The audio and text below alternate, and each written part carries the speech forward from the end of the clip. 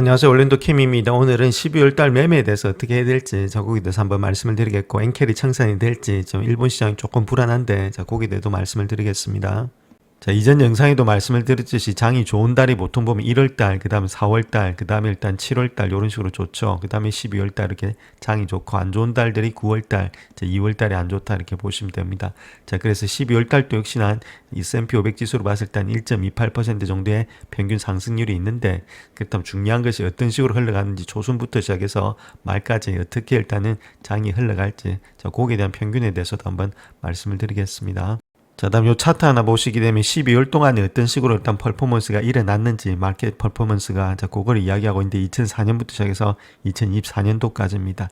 즉 말해서 한 21년 동안에 지금 이제 어떤 식으로 일단 시장 자체가 흘러갔는지 12월 한 달 동안에 마켓이 흘러갔던 내용을 보시게 되면은 첫째 날 있죠. 첫째 날부터 해가지고 거래량 5일까지는 조금 마이너스 폭이 많다. 그렇게 보시면 되겠죠. 그 다음 또 상승하다가 본격적인 상승 15일 이후부터 주가가 상승한다. 그러니까 12월 달은 초장기에는 조금은 하락 내지는 횡보 내지는 그렇게 될 가능성이 많겠고, 15일 이후부터 시작해서 주가가 반등할 가능성이 많이 있다. 그것이 연말 랠리가 되겠죠. 그런 가운데이기 때문에 지금 자체에서 본다면 주가가 바로 일단은 급등하기보다는 조금 눌리든지 아니면 좀 옆으로 기든지 한 다음에 주가는 올라갈 가능성이 많이 있다. 그렇게 보시면 되겠습니다. 그래서 12월 말부터가 중요하다. 중순 이후부터 그렇게 먼저 말씀을 드립니다. 통계치로 봐서. 먼저 아시아 시장 한번 보겠습니다. 지금 이제 아시아 시장에서 가장 안 좋은 것이 니케이가 좀 많이 빠지고 있습니다. 일본이 니케이 225가 지금 1.92%로 좀 하락세가 좀 많죠. 나머지는 뭐 호주라든지 인도라든지 아무래도 중국 이런 데는 조금 혼조세가 되고 있는데, 얘들이 좀 많이 빠지고 있다는 것. 요것 때문에 지금 이제 크립토가 좀 많이 흔들리고 있는 것이 아니겠는가. 그렇게 우리가 볼 수가 있겠습니다. 그래서 현재 시장을 한번 볼 것 같으면 왼쪽에 있는 거 있죠. 요거 자체가 일단 반대다 이렇게 보시면 됩니다. 10년물 반대, 제페니스 엔에 지금 많이 뛰고 있죠. 엄청나게 많이 뛰었다가 약간 줄어드는 그런 모양이 있고, 그와 더불어서 니케이 225는 당연히 내려가겠죠. 금리가 뛰니까 아무래도 지금 주가는 좀 하락되는 그런 모양이 있다. 그래서 요것이 한 4%, 지금 한 3.77% 정도 상승되었고, 그 다음 일단은 아무래도 주식은 좀 1.99% 정말에서 한 2% 정도 하락되고 있다. 이렇게 말씀을 드립니다. 다음 요 차트를 하나 보시게 되면 왼쪽에 있는 것은 비트코인이다. 이렇게 보시면 되겠고, 오른쪽에 있는 니케이 225다. 이렇게 말씀을 드릴 수 있겠죠. 그런 가운데 있기 때문에 니케이 225가 요때 무너졌습니다. 5분봉에서 요때, 그때가 7시 때죠. 그때 무너졌다는 겁니다. 무너지면서 계속해서 일단 폭락이 됐죠. 비트코인 마찬가지입니다. 그때 시작해서 계속해서 무너졌다. 똑같은 시간대죠. 그래서 지금 이제 니케이 225의 영향을 많이 받고 있는 것이 비트코인이 되고 있다. 이렇게 우리가 간접적으로 볼 수가 있겠습니다. 저도 처음에는 일단 비트코인이 무너졌을 때 이쪽에 생각을 못했는데, 갑자기 일단 너무 많이 폭락을 함으로 인해서 아무래도 비트코인이 니케이하고 같이 돌아갔다는 것을 알게 되었습니다. 그렇다면 그렇게 되고 있는 이유가 있겠죠. 그것이 다카이치 패러독스다 이렇게 보시면 됩니다. 다카이치 사나이 총리가 취임을 했는데 시장에서는 이중적인 신호를 보내고 있다는 겁니다. 즉 아베노믹스를 계승한 듯한 그러한 지금 이제 강력한 경기 부양 의지 있죠. 그로 인해 시장 자체가 상당히 호재로 인식이 될 수 있다는 겁니다. 그렇게 했을 때는 그럼에도 불구하고 실제 시장의 반응은 재정 건전성 우려에 따른 채권의 매도세로 지금 나타나고 있다. 채권을 매도해 버리니까 아무래도 금리가 뛰고 있는 가운데 있죠. 그런 식으로 현재로서 나타나고 있는 것이 일본의 국제 시장이다. 이렇게 말씀을 드립니다. 그래서 다카이치 내각 같은 경우에는 물가 상승, 그 다음에 고통받는 그런 가게를 지원하고 전략적인 사업을 육성하기 위해서 18.3조 엔, 거기서 21조 3조 엔까지 이런 대규모 추경 예산을 편성했다. 여기까지는 좋은데 중요한 것은 그런 부양책을 하기 위해서는 얼마만큼의 신규 국채를 발행했느냐. 그것이 11조 7조 엔입니다. 11.7조 엔. 그러니까 거의 뭐 더블 이상을 갖다 딱 2분의 1, 반 50% 이상을 갖다 발행을 한다는 겁니다. 그래서 자금을 조달한다는 거겠죠. 즉 말해서 이런 것들이 단기물에 발행에 급증이 되고 있다. 즉 국채를 많이 발행해 가지고 자금을 끌어당기겠다. 그 이야기라고 있죠. 그래서 국채 발행 물량이 많이 늘어난다. 그렇다면 국채 가격은 떨어지겠죠. 국채 가격이 떨어진다는 말은 금리가 올라가는 그런 입장을 나타내고 있다는 겁니다. 즉 단기물 발행 급증 자체가 지금 이제 엔캐리 트레이드 이런 것들로 같이 연관되면서 나스닥이 폭락되면서 아무래도 지금 이제 모습 속에서 비트코인도 폭락이 된 것이 아니겠는가.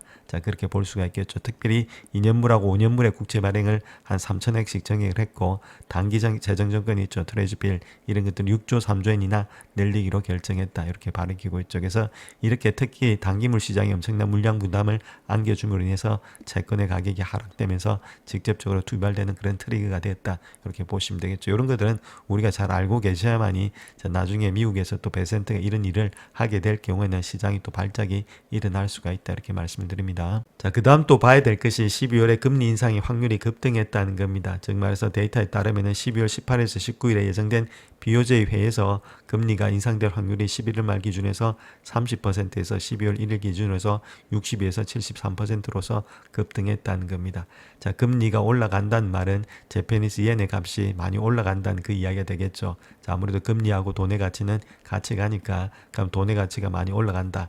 자, 돈의 가치는 많이 올라간다는 말은 아무래도 일본 시장으로 돈이 많이 들어갈 가능성이 많겠죠. 그래서 미국에 있던 자금들이 이쪽으로 간다는 겁니다. 자, 결론적으로 봐서 돈은 금리가 많은 쪽으로 가게 돼 있죠. 자, 그런 가운데 있기 때문에 아까 봤을 때 금리 차이가 얼마 안 남고 아무래도 좀 이쪽에서 금리가 계속 급등하게 되면은 미국의 금리는 줄어드니까 자, 금리 낮은 데서 금리 높은 곳으로 움직이겠죠. 그것이 엔캐리가 될 수가 있다는 겁니다. 자, 그로 인해서 지금 이제 경제와 물가가 예상대로 움직인다면 금리를 인상할 것이다. 이렇게 발언한 점, 자, 이런 것들을 통해서 지금 이제 시장이 좀 발작을 일으키고 있다. 이렇게 말씀을 드립니다. 자, 그 다음 또 보고 있는 것이 인플레이션의 지표에 경고가 있다는 겁니다. 소비자 물가지수 있죠. CPI 이것이 전년 동기 대비해서 2.8% 정도 상승하면서 BOJ 안정물가인 목표인 2%의 19개월 연속 상승하고 있다는 거죠. 물론 미국도 이 정도 되고 있는데 이거보다 좀 많죠. 자, 이런 것들 뒤에 아무래도 특별히 물가라든지 쌀 가격 이런 것들 품목의 가격의 상승세가 뚜렷하기 때문에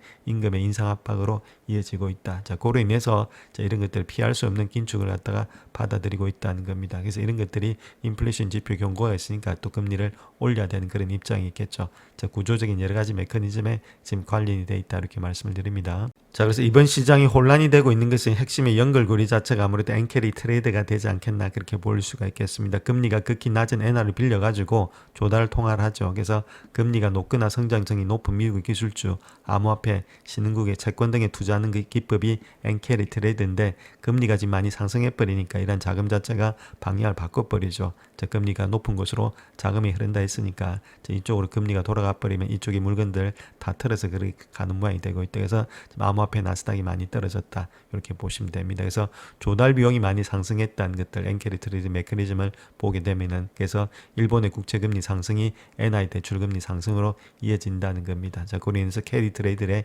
자금 조달 비용이 증가되면서 마진이 축소된다는 것들 또한 환율의 변동성이 확대도 있겠죠. 자, BOJ 금리 인상 기대로 인해서 엔화가 강세로 돌아선다 이렇게 말씀드렸죠. 자, 아까 아무래도 지금 이제 아무래도 금리가 높은 곳에서 가기 때문에 금리가 높아지면은 아무래도 자기 통화의 가치가 높아지니까 강세로 갈 수밖에 없겠죠. 자, 그렇다면 달러 자산을 팔아서 엔화를 갚아야 되는 트레이드는 환차손을 있기 때문에 이를 방지하기 위해서 서둘러 해외 자산을 매각한다. 그래서 엔화를 매수하게 된다는 겁니다. 그래서 엔화 가치는 더욱더 상승하고 자산 가격은 하락하는 자기 강화적인 루프가 형성된다는 것들. 또 마진콜에 공포가 있다는 겁니다. 자, 레버리지를 갖다 활용해 포지션이 많죠. 자, 그렇게 했을 때는 자, 아무래도 엔화 가치 상승이 동시에 발생하게 되면은 담보 비율을 유지하기 위한 전거금의 추가 납입 요구, 즉 마진콜이 발생한다. 자, 그럴 때는 강제 청산이 되면서 시장의 급락이 일어날 수가 있다. 자, 이런 것들이 약간씩의 트리거로 작용이 된다. 이렇게 말씀을 드립니다. 자, 특히 미국의 나스닥과 선물 시장과의 상관관계가 많이 있다는 겁니다. 미국의 나스닥 시장은 엔캐리 자금의 주요 목적지 중에 하나다. 자, 그렇게 볼 수 있겠죠. 그래서 엔화 약세 기간 동안 나스닥 지수는 상승하는 경향을 보이는데 엔화 가치라든지 이런 것들이 상승할 때는 나스닥 지수 간의 양의 상계관계, 즉 말해서 엔화가 강세되면 나스닥의 하락이 뚜렷해진다. 이렇게 보시면 되죠. 지금이 그런 상태가 되고 있다. 이렇게 보시면 되겠고 또한 유동성의 회수 효과가 있다는 겁니다. 글로벌 헤지펀드들이 엔캐리 포지션을 청산하면서 미국 기술주를 매도한다는 것들. 그래서 M7과 같은 고성장 기술주가 유동성 환경 변화에 매우 민감하기 때문에 2024년도 8월의 사례처럼 엔캐리 가치가 엔화 가치가 급등할 때 미국의 모멘텀 주식들이 좀 가장 먼저 타결받는 현상이 될 수가 있다. 그 다음에 금리 전이 효과가 있다는 거겠죠. 일본의 금리 상승은 채권 금리의 벤치마크 역할을 하는 미국 국채 금리에도 상승 압력을 가하고 있다. 그래서 미국의 10년물 국채 금리가 상승하게 되면은 아무래도 나스닥의 기업들의 밸류에이션이 압박을 받게 된다. 이렇게 보시면 되겠죠. 아무래도 일본의 금리가 상승하게 되면은 미국 금리도 따라서 조금은 되면은 상승할 가능성이 많이 있습니다. 자, 그런 것들 요 조율 좀 하겠죠. 지금 이제 아무래도 가장 중요한 것은 트럼프 입장에서는 금리를 내려야 되는데, 자, 이런 식으로 일본에서 금리를 오래버리면 답이 안 나오죠. 이게 안 도와준다는 겁니다. 서로 간에. 그럴 때에서 뭐 전화를 걸어서 어쨌든 금리를 낮추라 이렇게 할 수 있는데, 자, 인위적으로 지금 이제 그렇게 하기가 쉽지가 않다는 겁니다. 계속 채권을 갖다가 일본에서 발행을 하고 있기 때문이다. 이렇게 말씀을 드립니다. 자, 그래서 우리가 마지막으로 시나리오를 한번 보게 되면은 12월 달에 금리를 BOJ에서 인상했을 때, 자, 그럴 때 12월 19일이죠. 자, 그렇게 실질적으로 금리를 인상하게 되면은 엔캐리 트레이드 청산이 더욱더 가속화될 수 있다는 겁니다. 그럴 때는 나스닥이라든지 비트코인의 주가 하락을 유발할 수 있다. 자, 그래서 환율이 150원 밑으로 급락할 경우에는 시장이 패닉셀링이 발생할 가능성도 배제할 수 없다. 이렇게 보시면 되겠고, 그때의 연준의 대응을 보게 되면은 12월 회에서 금리를 인하할 것이라는 기대감이 존재하고 있지만은 일본의 긴축 속도가 더 빠르게 되면은 금리차 축소에 따른 달러엔의 그런 강세의 압력은 지속될 것이다. 그렇기 때문에 기업의 실적들 이런 것과 맞물려서 시장의 상단을 제한할 수가 있다. 이렇게 말씀을 드릴 수 있겠죠. 또 암호화폐 같은 경우에 있어서는 비트코인이 8만에서 8만 2천 달러 구간에서 기술적 지지를 받을 것으로 예상이 되고 있는데, 자, 거시 경제적인 하방 압력이 해소되지 않으면은 7만대 후반대까지도 또 조정을 받을 수 있다고 해서 한 7만 4천 대게 되겠죠. 자, 그래서 지금 이제 조그만 관망을 하시면서 바라볼 때다 이렇게 말씀을 드립니다.